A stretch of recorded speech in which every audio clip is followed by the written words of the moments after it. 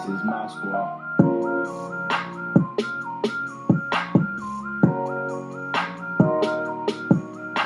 Hey YouTube, once again, it is April 10th, 2017.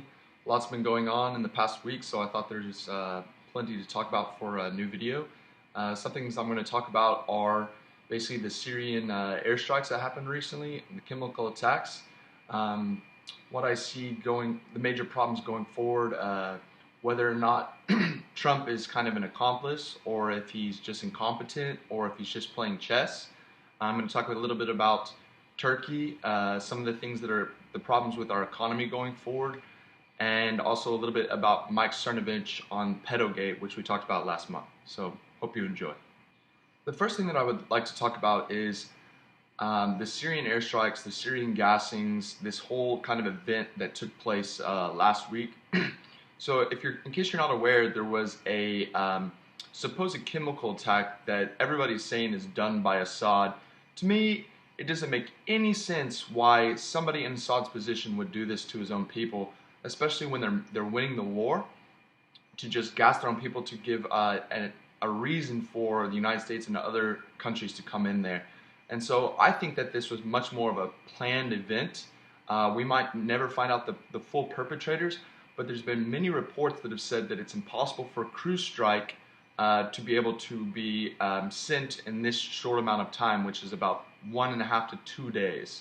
And so I think that it was all planned out much farther, a long time ago, and they were just waiting for this exact moment, which was probably when China was here, Xi Jinping was here to meet with Trump, to show just some of his force, and also maybe it had something to do with using Syria as a trading token for North Korea.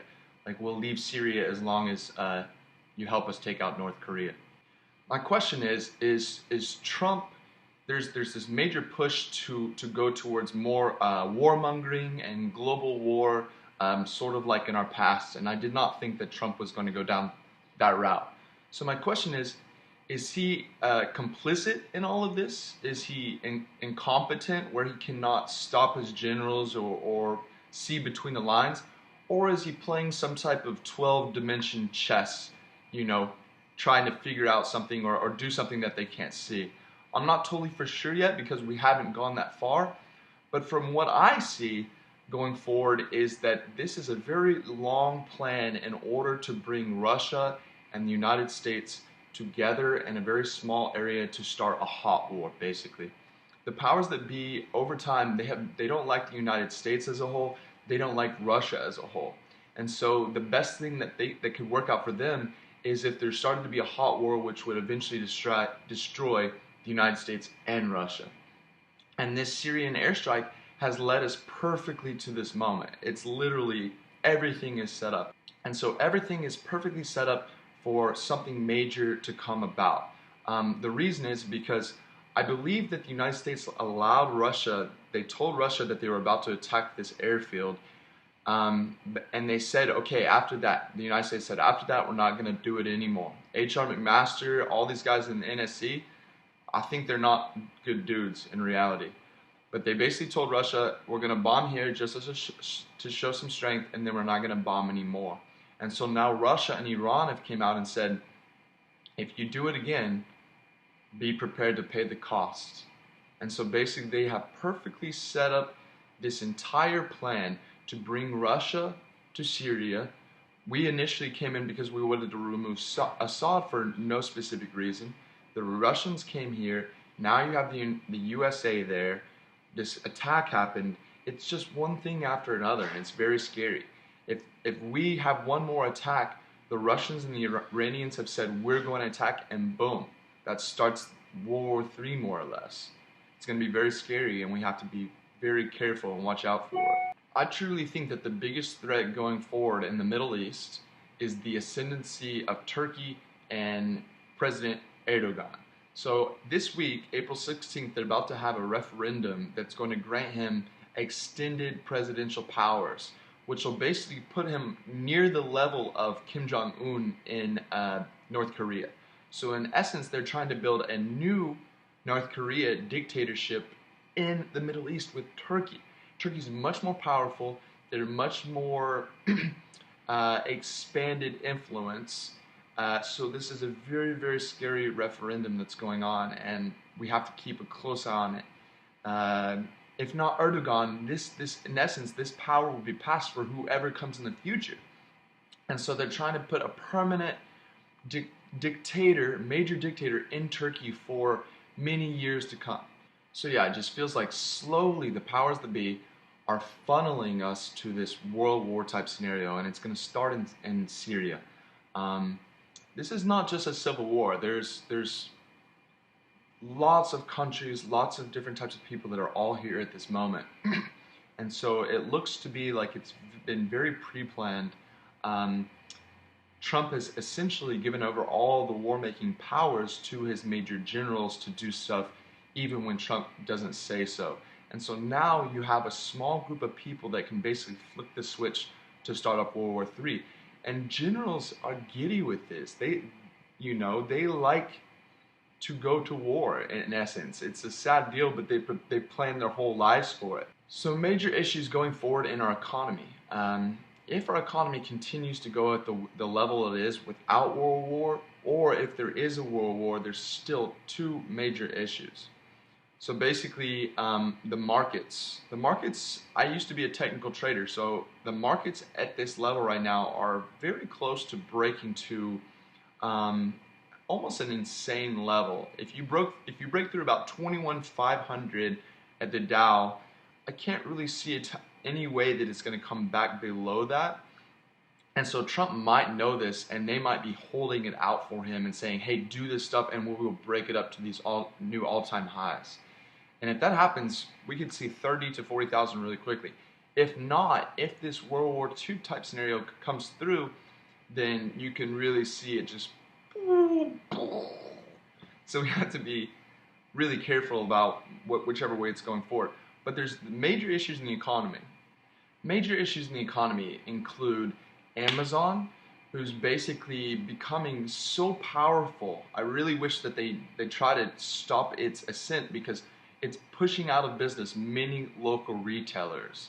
And this is another form of control, to just control the way that people acquire their goods.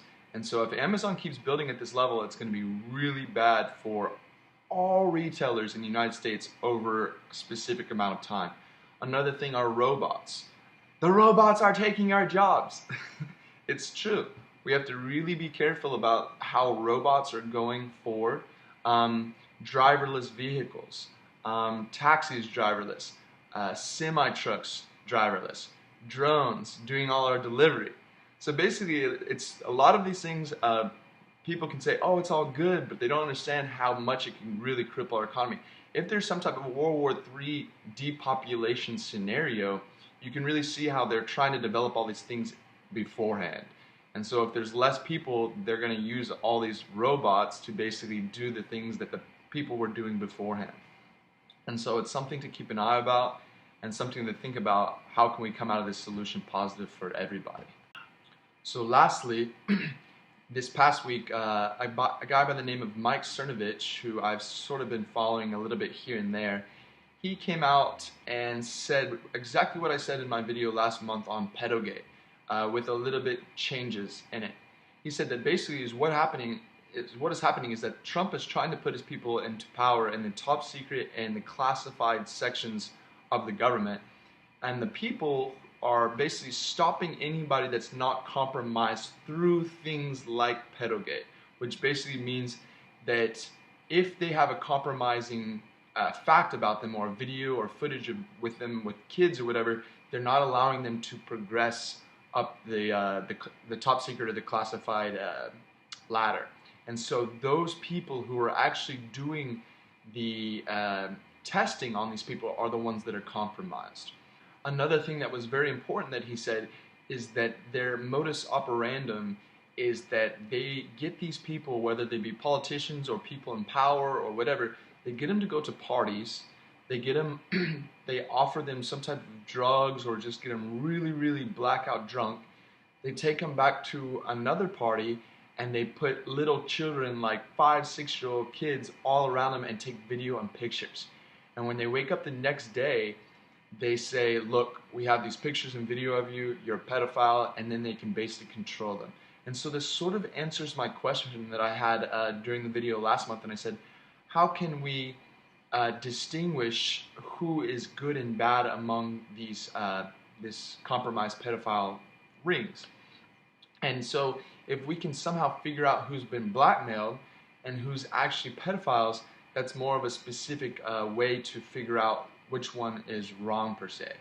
And that might be very tough, but it gives us something to wish for and to shoot for, and we have to stop this practice to move forward. Uncompromised humanity, uncompromised the United States, uncompromised the world.